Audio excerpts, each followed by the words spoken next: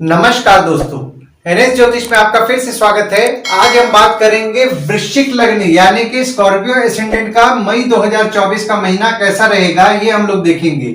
अगर आपने वृश्चिक लग्न का अप्रैल 2024 का मासिक फलादेश एवं उपाय नहीं देखा है तो ऊपर दिए हुए आई बटन पर क्लिक करें। देखिए, ये वाला जो भाव होता है ना, इस भाव को लग्न भाव कहते हैं। इस भाव पे अगर 8 नंबर लिखा हुआ है तो ये वृश्चिक लग्न वाले जातकों की पत्रिका है। आइए देखते हैं शुरुआती तौर पे कौन कौन से ग्रह आपके किस किस भाव में बैठे हुए हैं। तो चंद्रमा आपके दूसरे भाव में बैठे हुए हैं, शनि आपके चौथे भाव में बैठे हुए हैं, राहु मंगल और बुध आपके पांचवें भाव में बैठे हुए हैं, सूर्य शुक्र आपके छठवें भाव में बैठे हुए हैं, गुरु आपके सातवें भाव में बैठे हुए हैं और केतु आपके 11वें भाव में बैठे हुए हैं। देखिए, यहाँ लग्न पे आपके कोई ग्रह नहीं है, पर यहाँ पे आपके दृष्टि जो पड़ रही है वो शनि की दृष्टि पड़ रही है और गुरु की दृष्टि पड़ रही है। और आपके लग्न के जो स्वामी हैं वे आपके 5वें भाव में विराजमान हैं। देखिए, यहाँ पे शनि की दृष्टि आपके लग्न पे 17 जनवरी 2023 से पड़ रही थी, तो आप में नेगेटिविटी आया हुआ था, आपके विचार नेगेटिव हो रहे थे। पर यहाँ पे देखिए, 1 मई से गुरु की दृष्टि पड़ रही है आपके लग्न पे, तो अब आपके स्वभाव में पॉजिटिविटी आने वाला है और अब आप पॉजिटिव माइंडेड भी रहेंगे। देखिए, यहाँ लग्न पे आपके गुरु की दृष्टि पड़ रही है तो आपके वेट बढ़ने की संभावनाएं बढ़ रही हैं और आपके लग्न के जो स्वामी हैं वे आपके 5वें भाव में विराजमान है। देखिए, लग्न के स्वामी 5वें भाव में विराजमान है तो यहाँ पे आपका फोकस आपके बच्चों के प्रति रहेगा। आपके प्रेम संबंध अगर किसी के साथ चल रहे हैं तो आपके प्रेमी या प्रेमिका को लेकर के आपका फोकस रहेगा और स्टूडेंट्स का फोकस उनके पढ़ाई को लेकर के रहेगा, आपके साधना को लेकर के आपका फोकस रहेगा। दूसरे भाव में आपके चंद्रमा विराजमान है और आपके दूसरे भाव के जो स्वामी हैं वे आपके 7वें भाव में विराजमान है। देखिए, दूसरा भाव जो होता है ना वो होता है आपके वाणी कुटुंब कोष का होता है और दूसरे भाव में जो आपके चंद्रमा विराजमान हो रहे हैं वे आपके 9वें भाव के स्वामी हैं जो कि आपके दूसरे भाव में विराजमान हो रहे हैं। देखिए, दूसरे भाव में चंद्रमा रहेंगे तो यहाँ पे आपके परिवार वाले जो होते हैं ना, मूड स्विंग्स उनका रहेगा। और 9वें भाव के स्वामी आपके दूसरे भाव में 1, 2, 28 और 29 तारीख को विराजमान हो रहे हैं, तो यहाँ पे आपका नसीब आपका अच्छा साथ देगा सेविंग्स करने में। आपके परिवार वाले लकी रहेंगे और आपके दूसरे भाव के स्वामी आपके 7वें भाव में विराजमान है, तो यहाँ पे देखिए आपकी स्पाउस आपका धन संग्रह करने में मदद करेगी। और यहाँ पे देखिए, अगर आपको कुछ सेविंग्स करना है ना तो अपनी स्पाउस के द्वारा अगर आप सेविंग्स करेंगे ना तो यहाँ पे आपको अच्छा रिजल्ट मिलेगा। तीसरे भाव में आपके कोई ग्रह नहीं है, पर यहाँ पे देखिए गुरु की दृष्टि पड़ रही है और आपके तीसरे भाव के स्वामी आपके 4थे भाव में विराजमान है। देखिए, तीसरा भाव जो होता है वो होता है स्वयं के पराक्रम, धैर्य का और छोटे भाई बहन पड़ोसी डेली के प्रवास का होता है। तो यहाँ पे देखिए, तीसरे भाव में आपके गुरु की दृष्टि पड़ रही है तो यहाँ पे आपके पराक्रम को तो निश्चित तौर पर बढ़ाने वाले हैं गुरुदेव 1 मई से। आपके छोटे भाई बहन हो गए, पड़ोसी हो गए, उनके साथ आपके संबंध में मजबूती लाएंगे। देखिए, यहाँ पे जो आपका डेली का प्रवास होता है ना, जिसको हम लोग डेली का ट्रैवलिंग बोलते हैं, वो थोड़ा बढ़ेगा 1 मई से। और आपके तीसरे भाव के स्वामी आपके 4थे भाव में 17 जनवरी 2023 से विराजमान है, तो यहाँ पे देखिए आपकी माता द्वारा आपको धैर्य की प्राप्ति हो रही होगी 17 जनवरी 2023 से। 4थे भाव में आपके शनि विराजमान है और शनि यहाँ अपने राशि में ही बैठ करके शश नामक पंच महापुरुष योग का निर्माण कर रहे हैं। देखिए, चौथा भाव जो होता है ना वो होता है आपके सुख, माता, घर, वाहन का होता है। तो 4थे भाव में आपके शनि विराजमान है तो आपके सुख में तो कमी नहीं होने देंगे। यहाँ पे आपको सुख की प्राप्ति कराएंगे शनिदेव, आपको आपकी माता, घर, वाहन का अच्छा सुख दिलाएंगे। और जो लोग भी यहाँ पे घर वाहन से संबंधित काम कर रहे हैं ना, जैसे कि रियल एस्टेट का काम कर रहे हैं, ट्रांसपोर्ट का काम कर रहे हैं, या फिर आपका नई पुरानी गाड़ी खरीदना बेचना, कार डिटेलिंग, कार एसेसरीज, या फिर प्रॉपर्टी डीलिंग का काम कर रहे हैं, प्रॉपर्टी बेचने का काम कर रहे हैं, या फिर खुद का घर भी किराए पे दे करके अगर अपना जीवन यापन कर रहे हैं तो यहाँ पे देखिए जो भी ये सब काम कर रहे हैं उनके काम में अच्छी प्रगति होगी। 5वें भाव में आपके राहु विराजमान हो रहे हैं, मंगल विराजमान हो रहे हैं 22 अप्रैल से और बुध विराजमान हो रहे हैं 9 अप्रैल से 9 मई तक। यहाँ पे देखिए बुध जो है वक्री रहेंगे 9 अप्रैल से 9 मई तक आपके 5वें भाव में। और आपके 5वें भाव के स्वामी आपके 7वें भाव में विराजमान होकर के केंद्र त्रिकोण राजयोग का निर्माण कर रहे हैं। देखिए, 5वां भाव जो होता है ना वो होता है आपके संतति, प्रेम, पढ़ाई, साधना का होता है। तो यहाँ पे देखिए आपके 5वें भाव में राहु विराजमान हुए हैं, तो यहाँ पे आपके बच्चों के स्वभाव में थोड़ा जिद बढ़ा होगा। आपके प्रेमी हो गए, आपके प्रेमिका हो गए, उनके स्वभाव में थोड़ा जिद बढ़ेगा। और मंगल भी 22 अप्रैल से आपके 5वें भाव में विराजमान हो रहे हैं। तो यहाँ पे आपके बच्चे हो गए, प्रेमी प्रेमिका हो गए, उनको क्रोध ज्यादा आएगा। हालांकि यहाँ पे मंगल चूंकि आपके 5वें भाव में विराजमान हो रहे हैं, तो आपके बच्चे हो गए, आपके प्रेमी या प्रेमिका हो गए, उनके पराक्रम को तो निश्चित तौर पर मंगल बढ़ा रहे हैं, पर यहाँ पे आपके विवाद के योग भी बना रहे हैं, तो विवाद से आप बचें। और जो बुध विराजमान हो रहे हैं वे आपके 8वें भाव के स्वामी हैं और आपके 11वें भाव के स्वामी हैं, जो कि आपके 5वें भाव में विराजमान हो रहे हैं। तो देखिए यहाँ पे बुध चूंकि 5वें भाव में विराजमान हो रहे हैं, वे बुद्धिमानी से अपने पढ़ाई का निर्णय लेंगे। हालांकि देखिए यहाँ पे बस उनके जो जिद है, उनके स्वभाव में उस चीज का उनको कंट्रोल करना है, अनवांटेड जिद नहीं करना है।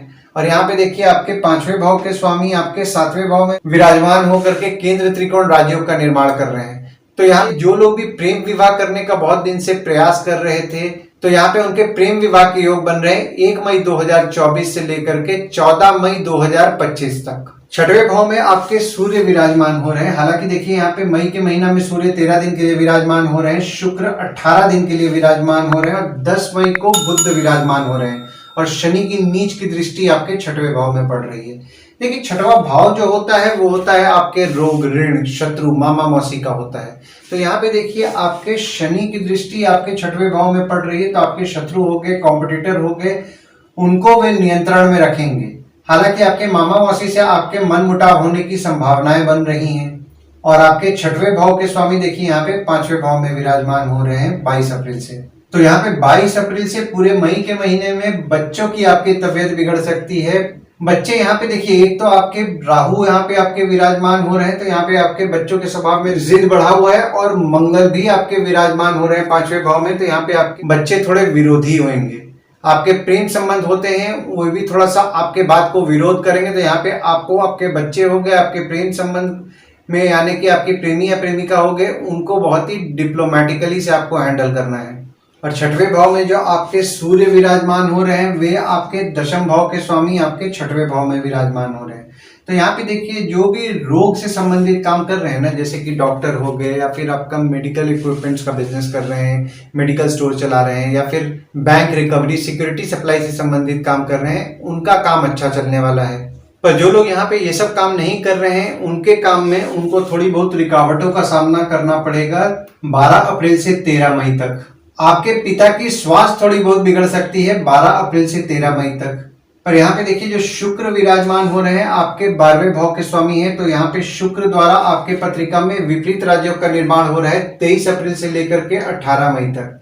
तो यहाँ पे देखिए आपके शत्रु पर आपका खर्च होगा, पर यहाँ पे आपके शत्रु या कॉम्पिटिटर पे जो आपका खर्च अगर आपका होगा ना, तो यहाँ पे आप अपने शत्रु या कॉम्पिटिटर पे खर्च करके उस पे विजय पाएंगे। हालांकि देखिए यहाँ पे आप खर्च कम करने का प्रयास करेंगे और आप आपके पैसे और संघर्ष से सब कुछ हासिल भी करेंगे। और शुक्र जो है आपके 7वें भाव के भी स्वामी हैं, जो कि आपके 6वें भाव में विराजमान हो रहे हैं। तो यहाँ पे आपके स्पाउस हो गए, आपके भागीदार हो गए, वे आपके शत्रु या कॉम्पिटिटर का नाश करने में आपकी मदद करेंगे। और देखिए यहाँ पे 10 मई से 30 मई तक बुध द्वारा भी आपके पत्रिका में विपरीत राजयोग का निर्माण हो रहा है। तो यहाँ पे आप आपके शत्रु या कॉम्पिटिटर का नाश करेंगे 10 मई से 30 मई के बीच में। और यहाँ पे देखिए शुक्र द्वारा भी आपके पत्रिका में विपरीत राजयोग का निर्माण हो रहा है, बुध द्वारा भी विपरीत राजयोग का निर्माण हो रहा है। तो यहाँ पे आप आपके शत्रु या कॉम्पिटिटर का तो निश्चित तौर पर नाश करने वाले हैं। 7वें भाव में आपके गुरु विराजमान है। हालांकि गुरु देखिए यहाँ पे 1 मई से विराजमान हो रहे हैं और सूर्य 14 मई को विराजमान हो रहे हैं, शुक्र 19 मई को विराजमान हो रहे हैं और बुध 31 मई को विराजमान हो रहे हैं। और यहाँ पे देखिए शुक्र अपने राशि में ही विराजमान होकर शश नामक पंच महापुरुष योग का निर्माण कर रहे हैं। देखिए 7वां भाव जो होता है ना, वो होता है आपके स्पाउस, भागीदार का होता है। तो देखिए यहाँ पे 7वें भाव में आपके गुरु विराजमान हो रहे हैं। तो यहाँ पे देखिए जो लोग भी विवाह करने का कोशिश कर रहे थे, उनके विवाह होने की संभावनाएं यहाँ पे बन रही हैं 1 मई से। पर यहाँ पे आपके स्पाउस या आपके भागीदार से मतभेद होने की संभावनाएं बन रही हैं 1 मई 2024 से 14 मई 2025 तक। तो यहाँ पे देखिए आपको मतभेद से बचना है। और सूर्य जो विराजमान हो रहे हैं आपके 10वें भाव के स्वामी आपके 7वें भाव में 14 मई को विराजमान हो रहे हैं। देखिए सूर्य आपके 10वें भाव के स्वामी हैं, जो कि आपके 7वें भाव में 14 मई को विराजमान हो रहे हैं। तो यहाँ पे जो लोग भी भागीदारी में काम कर रहे हैं ना, यहाँ पे उनको अच्छे यश की प्राप्ति होगी।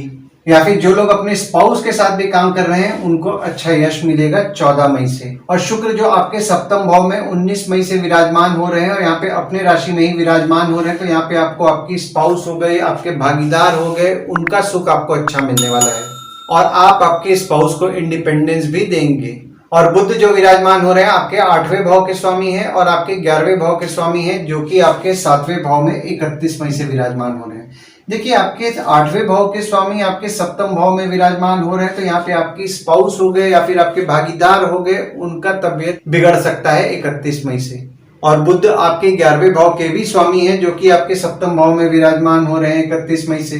तो यहाँ पे आपके भागीदारी से अगर आप काम कोई कर रहे हैं तो उससे लाभ के योग बन रहे हैं। अगर आपकी स्पाउस वर्किंग है तो आपकी स्पाउस से भी आपके लाभ के योग बन रहे हैं 31 मई से।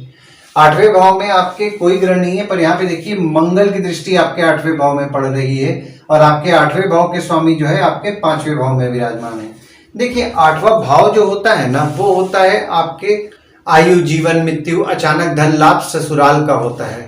तो यहाँ पे आपके 8वें भाव के स्वामी आपके 5वें भाव में 9 अप्रैल से 9 मई तक विराजमान है। तो यहाँ पे आपके बच्चों की तबीयत थोड़ी बहुत बिगड़ सकती है, पढ़ाई में थोड़ी बहुत बाधाएं आपके उत्पन्न हो सकती हैं 9 अप्रैल से 9 मई के बीच में। और आपके प्रेम संबंध यानी कि आपके प्रेमी या प्रेमिका होते हैं, उनकी भी थोड़ी बहुत तबीयत बिगड़ सकती है। और जब आपके 8वें भाव के स्वामी आपके 6वें भाव में 10 मई को विराजमान होंगे, तो 10 मई से 30 मई तक जैसा कि मैंने आपको बताया आपके बुध द्वारा विपरीत राज्यों का निर्माण हो रहा है। तो यहाँ पे आपके शत्रु या कॉम्पिटिटर का आप नाश करेंगे, पर यहाँ पे आपके मामा मौसी की तबीयत भी बिगड़ सकती है 10 मई से 30 मई के बीच में।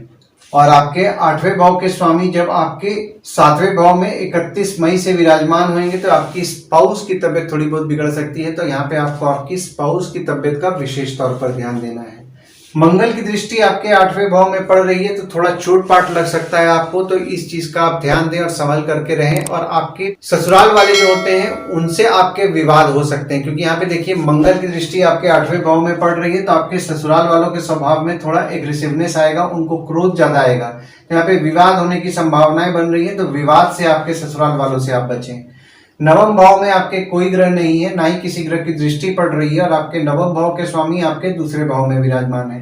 देखिए नवम भाव जो होता है वो होता है आपके भाग्य, धर्म, जीजा, साली, साला, छोटे भाई के स्पाउस का होता है। और आपके नवम भाव के स्वामी आपके दूसरे भाव में 1, 2, 28 और 29 तारीख को विराजमान है। तो जैसा कि मैंने आपको बताया आपके परिवार वाले लकी होंगे, आपका नसीब आपका अच्छा साथ देने वाला है सेविंग्स करने में 1, 2, 28 और 29 तारीख को।